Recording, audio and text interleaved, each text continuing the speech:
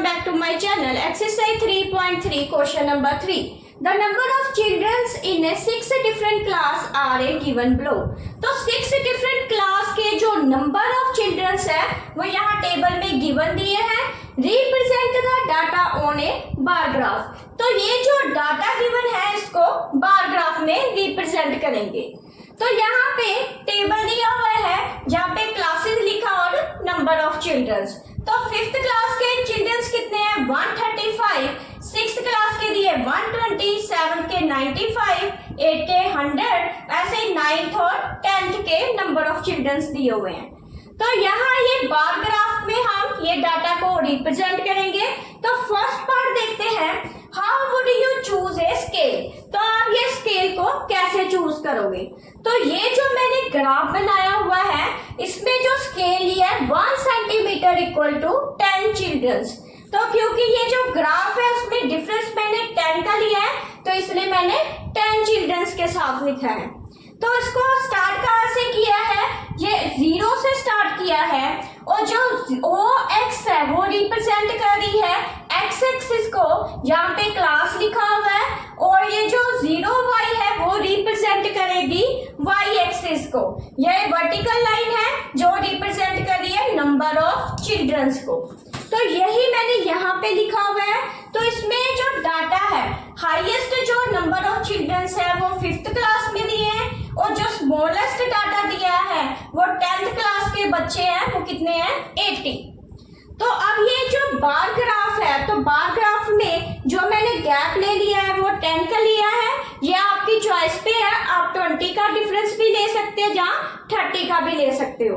पर आप जितना ज्यादा डिफरेंस लेंगे उतनी ही आपको मुश्किल आएगी डाटा को उसमें ग्राफ में अप्लाई करने में. तो इसलिए आप कोशिश करें जो डिफरेंस लेंगे वो स्मॉलेस्ट ही हो. तो अब हम देखते हैं कि ये जो डाटा है उसको बार ग्राफ में कैसे रिप्रेजेंट करते हैं.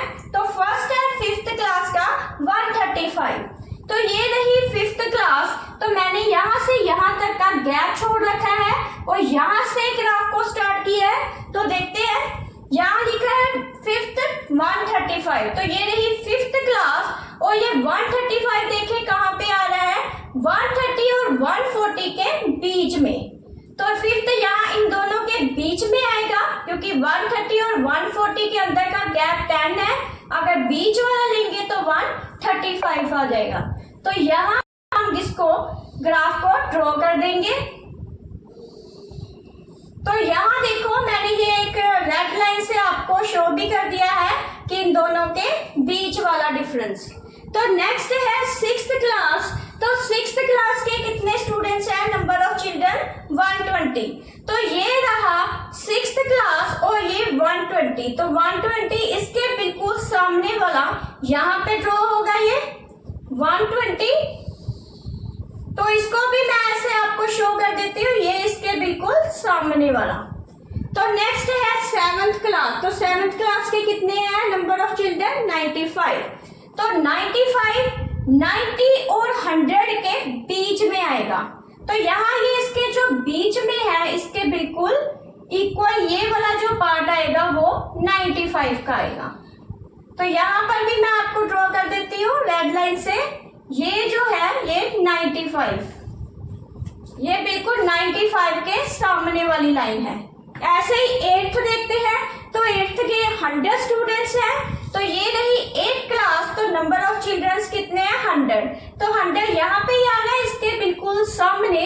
ये जो है इस पार्ट पे हम जो ड्रॉ करेंगे ये डाटा. आगे है 9th क्लास. तो ऐसे ही ये जो 100 है इसको भी मैं ड्रॉ कर देती हूँ. ये बिल्कुल इसके सामने वाला ग्राफ. तो 9th क्लास. तो 9th क्लास में कितने दिए हुए हैं 90. तो 90 ये है बिल्कुल इसके सामने वाला यहाँ पे. तो ये 9th क्लास का ग्राफ बन जाएगा. तो यहाँ पर भी इसको मैं डिफरेंस बता देती हूँ. ये और ये यहाँ से यहाँ तक, यहाँ और ये यहाँ. तो ये 9th क्लास बन जाएगा. आगे 10th दिया हुआ है. तो 10th जो है 80. ये रहा 80, तो 80 यहाँ पे इसके बिल्कुल सामने ये ग्राफ बनेगा। तो इसमें भी देख लेते हैं, ये क्या हो जाएगा 80।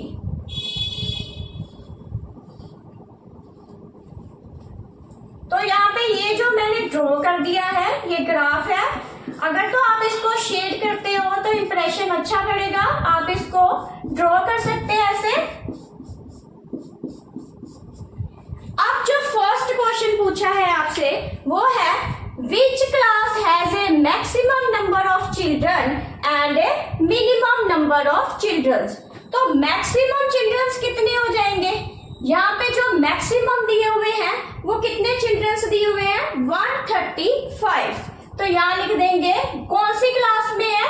135 चिल्ड्रंस इन 5th क्लास। तो 5th क्लास में दिए हुए हैं।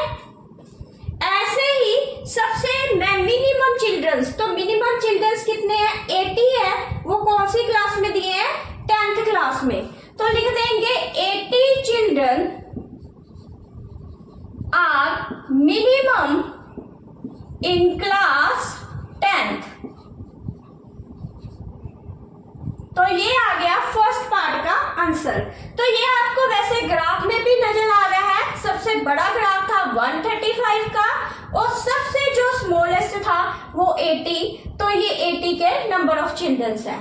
तो ये आप देख सकते हैं टेबल में से भी और ये ग्राफ में भी चेक कर सकते हैं कि मिनिमम कहाँ पे और मैक्सिमम कहाँ पे है। तो नेक्स्ट है second part, find the ratio of student of class 6th to the student of class 8। तो 6th और 8th क्लास का रेशियो निकालेंगे। तो 6th क्लास में देखते हैं कितने दिए हुए हैं। तो 6th में दिए हुए हैं 120। तो यहाँ पे 6 अपॉन रेशियो लेंगे हम 6th और क्लास 8 की। तो 8 क्लास ये दी हुई है, यहाँ पे नीचे लिख देंगे 8। तो इन दोनों का ये रेशियो कितना आएगा? 6 का 120 और 8 का दिया हुआ है 100। तो यहाँ पे लिख देंगे 120 अपॉन 100। 0 के साथ 0 कैंसिल, ये 2 के टेबल में कैंसिल हो रहा है 6/5। तो रेशियो कितना आ गया? 6:5।